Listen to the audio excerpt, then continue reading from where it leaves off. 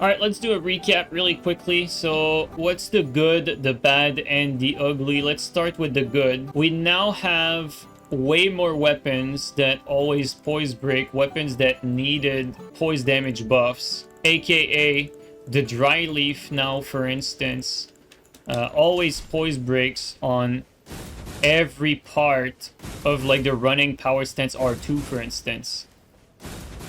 There's a lot more poise damage on dry leaf overall, but I think this attack in particular is a highlight of the weapon now.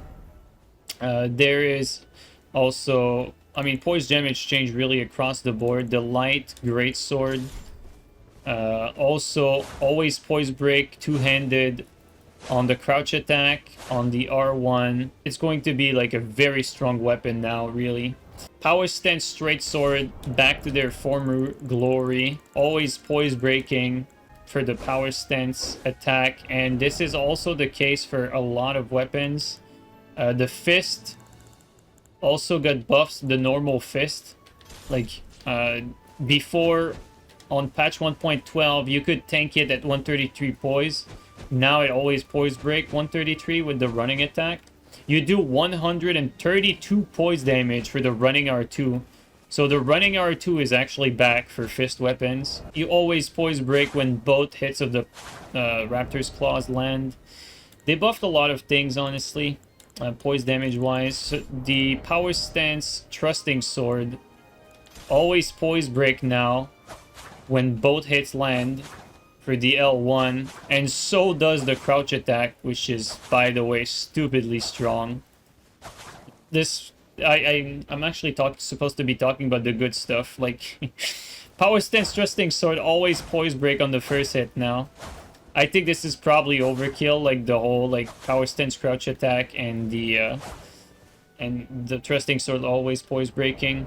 For the good things, there's a strong reduction of status buildup for the spread crossbow with like sleep and overall status in general, to the point where I would say status for sleep crossbow now, or spread crossbow I should say, is probably in a good place. The sleep status buildup for bone bow is much slower now. It's nowhere near what it was. It's definitely very appreciated, although I mean the tracking for this bow is still pretty crazy, so I'm not too sure about that. The Pada running attack is still comboing, so you can tank technically this combo if you have 133 poise.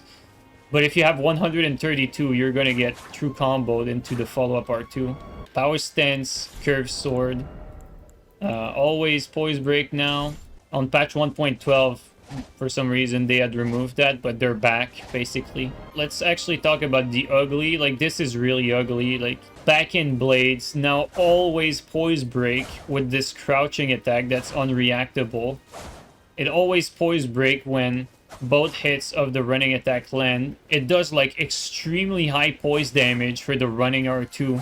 Like that whole running R2, the first part does 55 poise damage, and the follow-up part does like 220. So this whole thing does like massive poise damage. I mean, also the standing R1, if both hit lands, it always poise break max poise. So BathedInBrena are just like way too fucking brutal right now. They're utterly broken. They're even more broken than they were before. Swift Slash for some reason seems to have like this is anecdotal, like I'm not 100% sure on that, but for some reason during our testing the damage seemed to have switched between like the actual blades hitting and like the ghost effects. Like it felt like the ghost effects did more damage than before and the blade did a bit less, but it felt like Swift Slash actually did more damage despite the lack of range. Basically, Swift Slash is most definitely still stupidly broken, no doubt about that. Also, Blind Spot, which apparently they nerfed. Like, we did not feel the nerf whatsoever for our testing. Like, the Blind Spot nerf was basically non-existent, so after further testing, like, Blind Spot and Swift Slash are still busted. What else is there? Oh, another thing that's stupidly busted is the Rakshasa Weed Cutter. Wow. Try again.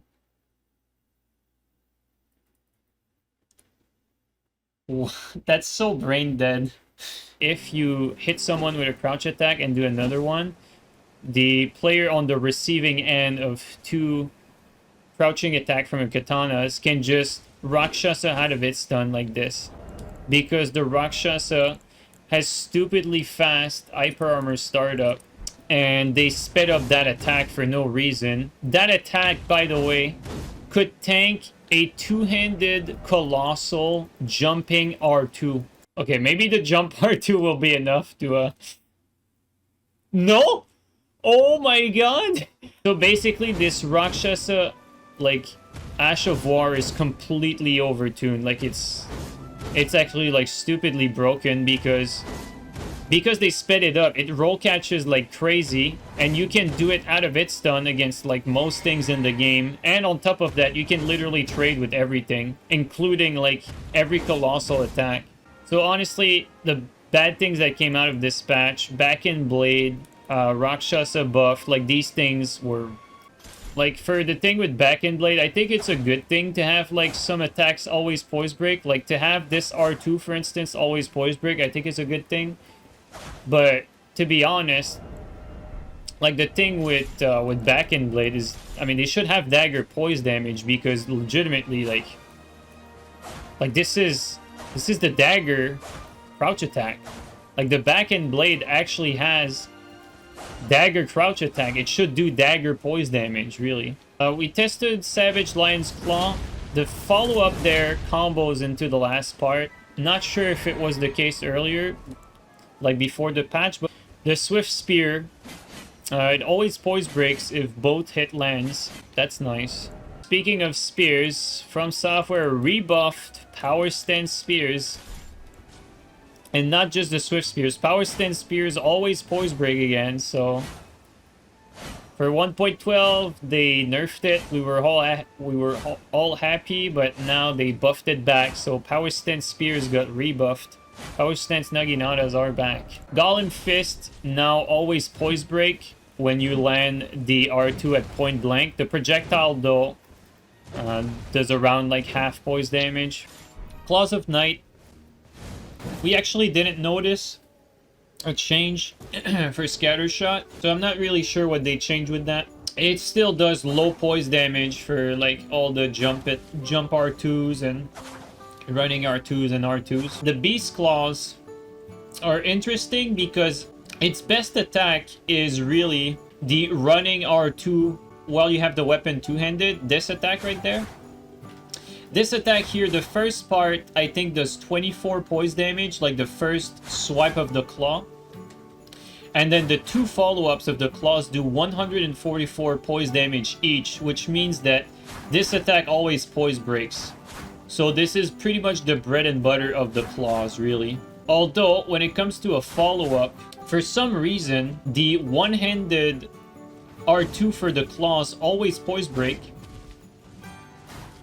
But the Power Stance one-handed R2 for the claws, even though it's the exact same animation, it actually does less poise damage and doesn't always poise break.